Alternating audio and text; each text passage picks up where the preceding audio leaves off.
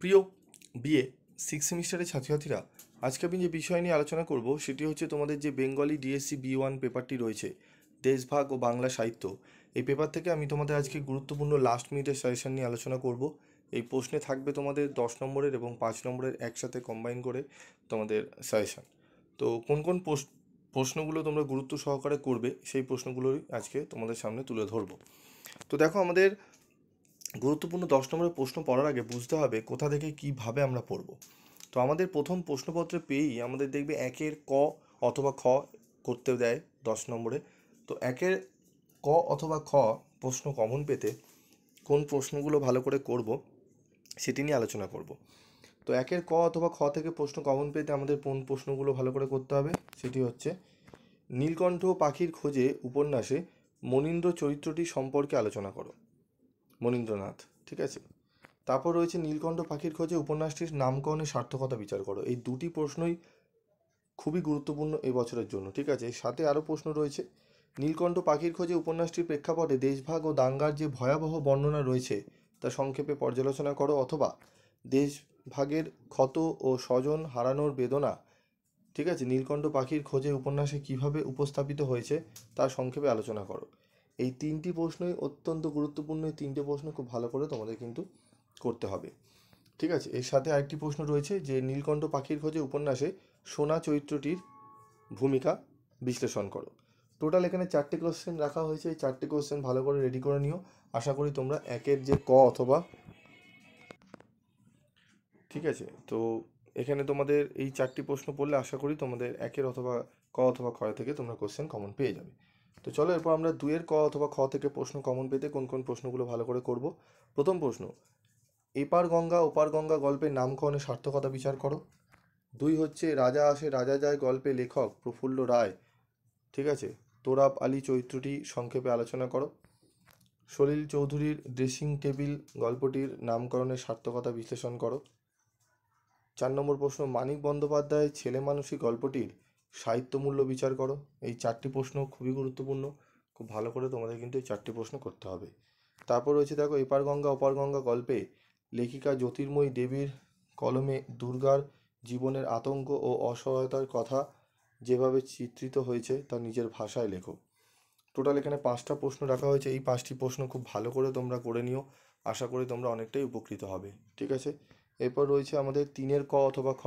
3-এর ক অথবা খ এর প্রশ্ন কমন পেতে কোন কোন প্রশ্নগুলো ভালো করে করব। প্রথম হচ্ছে, অন্নদাশঙ্কর রায়ের খুকু ও খোকার অন্তর্নিহিত বক্তব্যটি নিজের ভাষায় লেখো।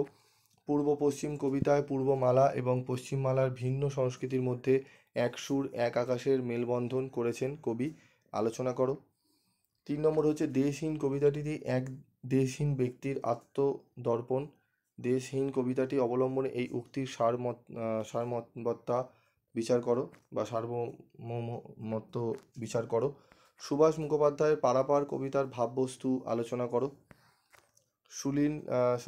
সুনীল গঙ্গোপাধ্যায়ের ধাত্রী কবিতায় শরণার্থী জীবনের যন্ত্রণা কীভাবে ভাষারূপ পেয়েছে তা আলোচনা করে বুঝিয়ে দাও, ঠিক আছে। এখানেও 5টি প্রশ্ন তোমাদের রাখা হয়েছে। এই 5টি প্রশ্ন খুব ভালো করে তোমাদের কিন্তু করে নিতে হবে।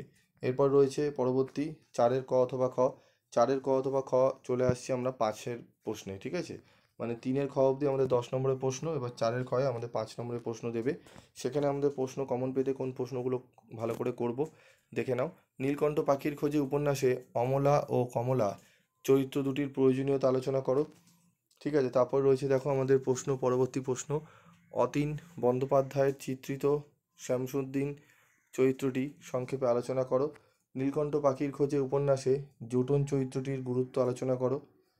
নীলকণ্ঠ পাখির খোঁজে উপন্যাসে তপন ভূপেন্দ্রনাথ বললেন মাথায় জল ঢালো বেশি করে, উক্তিটি কার, ঠিক আছে, প্রসঙ্গে মাথায় জল ঢালার কথা বলা হয়েছে, এর ফলশ্রুতি কী হয়েছিল।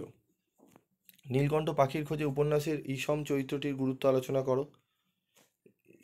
গ্রাম্য জীবনের প্রেক্ষাপটে হিন্দু মুসলিম সাম্প্রদায়িক সম্প্রীতির যে আবহ নীলকণ্ঠ পাখির খোঁজে উপন্যাসে চিত্রিত হয়েছে তার যে কোনো একটি ঘটনার সংক্ষিপ্ত বিবরণ দাও।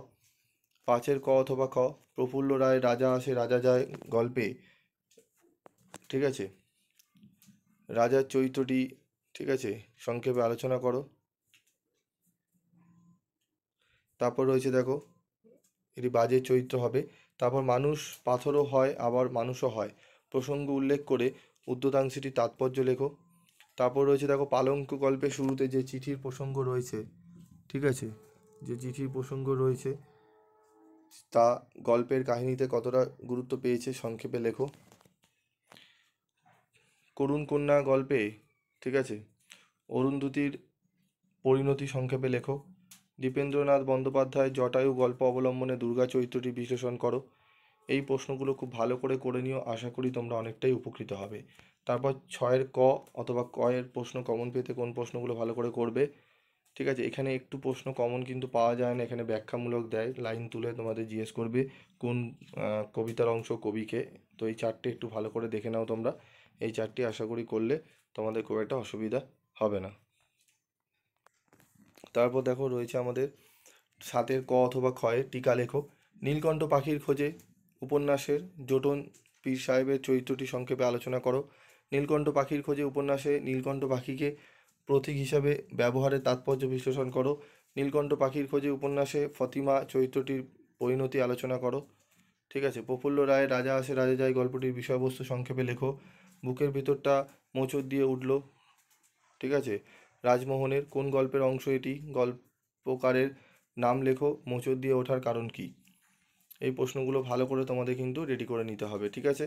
তো আজকের মতো ভিডিওটি শেষ করছি, দেখা হচ্ছে পরবর্তী ভিডিওতে। সকলে ভালো থেকো, সুস্থ থেকো।